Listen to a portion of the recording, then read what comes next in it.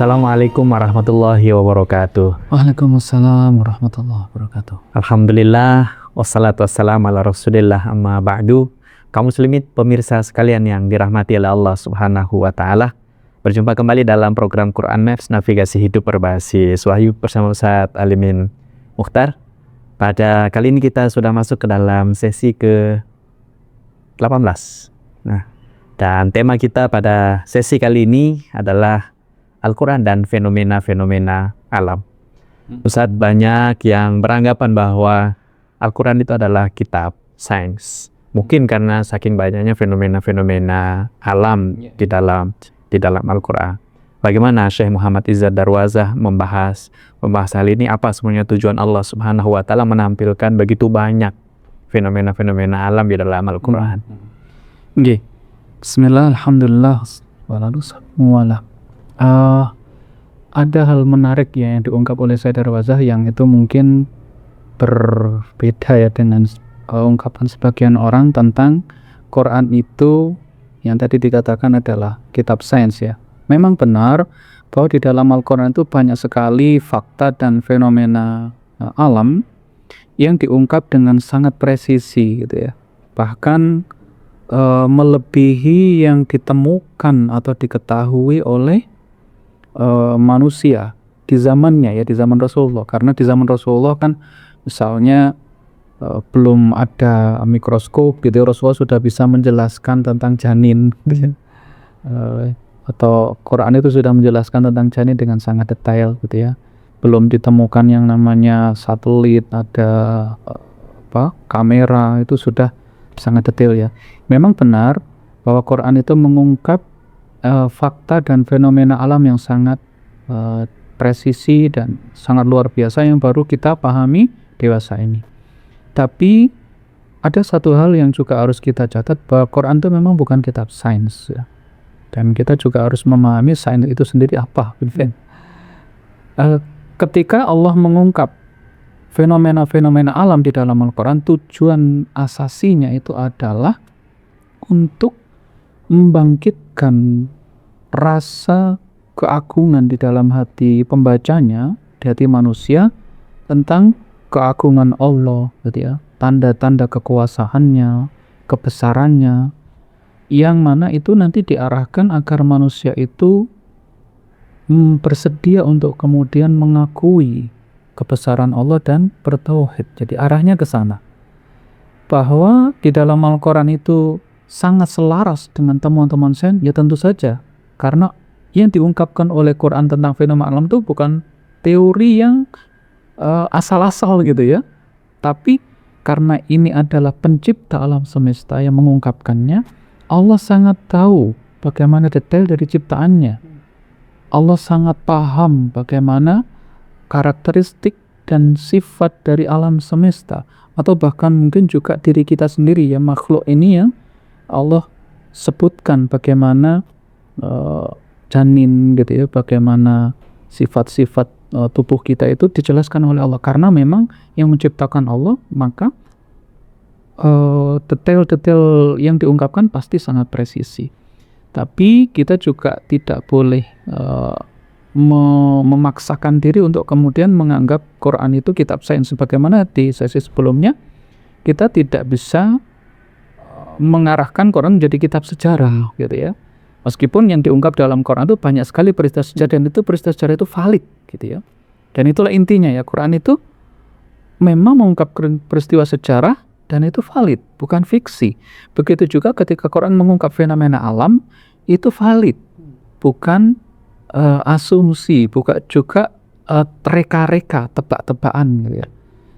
Tapi tujuannya jelas adalah untuk mengungkapkan bahwa ini adalah ayat-ayat Allah yang tujuan sebenarnya bagaimana manusia kemudian tumbuh, bangkit ininya, motivasinya untuk mengakui bahwa di balik semua ini ada pencipta yang maha kuasa, maha agung. Nah, bagaimana kemudian ketika ada orang-orang yang menyimpulkan dari ayat-ayat Quran itu teori-teori sains ya. Oke. Kita harus berangkat dulu dari satu kenyataan bahwa sains itu sendiri adalah upaya manusia untuk memahami alam semesta. Yang mana itu juga bisa jadi akan ada satu kondisi di mana pemahaman manusia di satu zaman, di satu kondisi itu masih terbatas. Sehingga yang dia pahami mungkin belum tepat. Kan kita tahu ya, sains itu dulu manusia itu pernah membayangkan bahwa pusat alam semesta itu bumi. Ternyata kemudian teorinya berubah. Pusat ini tata surya itu adalah matahari. Tapi kan kemudian teorinya berkembang lagi. Ternyata bahwa matahari itu sendiri juga bukan pusat alam semesta, hanya pusat tata surya saja. Matahari sendiri itu juga berputar gitu ya. Nah, ketika kemudian kita paksakan Quran itu pada satu teori sains gitu ya, yang berakibat nanti ketika teori sains itu terbukti sebaliknya gitu ya, atau tidak valid atau mengalami revisi, orang akan mengatakan Quran itu jadinya tidak valid gitu. Jadi orang-orang yang kemudian meneliti sains, Quran tidak anti sains gitu ya, Islam sehingga tidak anti sains ya. Tapi kalau mau kita memaksakan Quran yang sifatnya itu adalah mutlak, ini pasti benar itu, kepada sains yang sifatnya itu relatif dan bisa terus berkembang, bahkan teori satu akan bisa jadi akan dibantah dan direvisi oleh teori yang lain, dan itu memang sifat sains ya.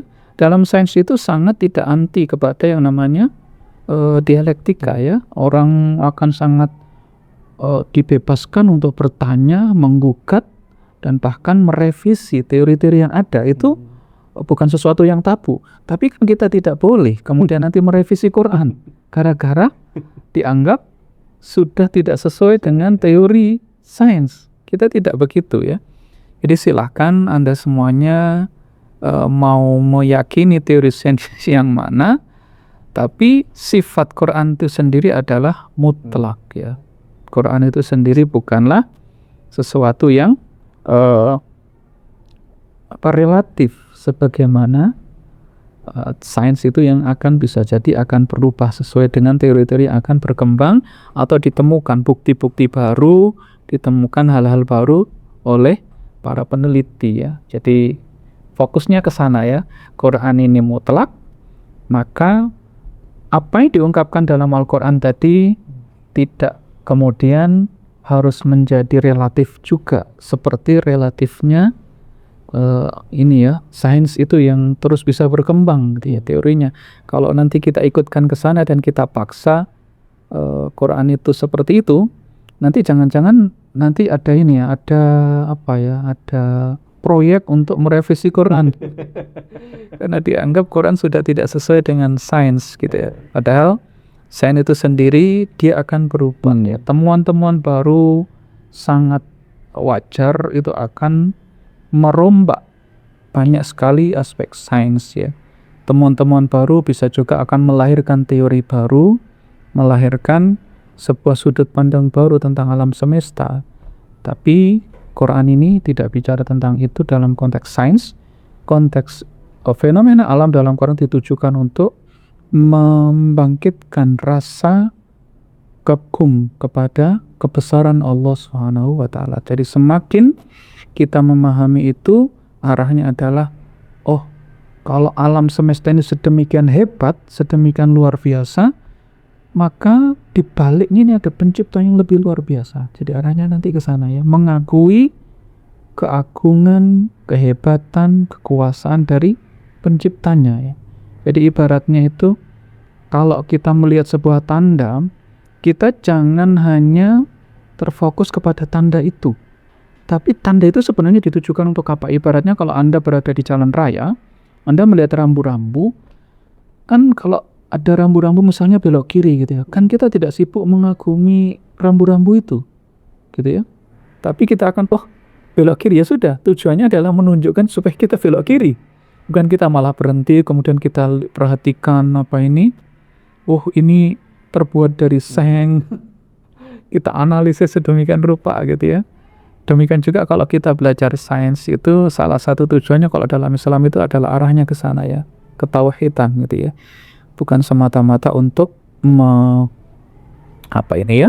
ya memang sains untuk sains gitu ya, tapi ada arah untuk kemudian membangkitkan ketauhidan kepada Allah Subhanahu wa Ta'ala. Masya Allah, ini sangat-sangat luar biasa. Tadi ada dua hal yang dibahas oleh Syekh Muhammad Iza Darwaza, bahwa yang pertama, fenomena alam itu bukan berhenti pada fenomenanya, tapi harus mengantarkan kita kepada yang menciptakan fenomena itu, yaitu Allah Subhanahu wa Ta'ala. Yang kedua, hendaklah ya para ahli sains tidak mematok teori yang dia buat sekarang itu lalu kemudian memutlakkannya dengan Al-Quran. Karena Al-Quran itu sifatnya absolut, sifatnya mutlak, sementara sains itu sifatnya relatif dan terus mengalami perubahan dan perkembangan. Saya kira ini ada hal yang sangat luar biasa, tapi juga ada warning. Nah, ketika Al-Quran berbicara tentang fenomena alam, sangat menarik, dan tentu dipersilakan kepada para pemirsa sekalian untuk membaca lebih detailnya di dalam bukunya, dan insya Allah kita akan bertemu pada sesi berikutnya dengan tema yang berbeda. Demikian, wallahul hadi ila siratal mustaqim. Assalamualaikum warahmatullahi wabarakatuh.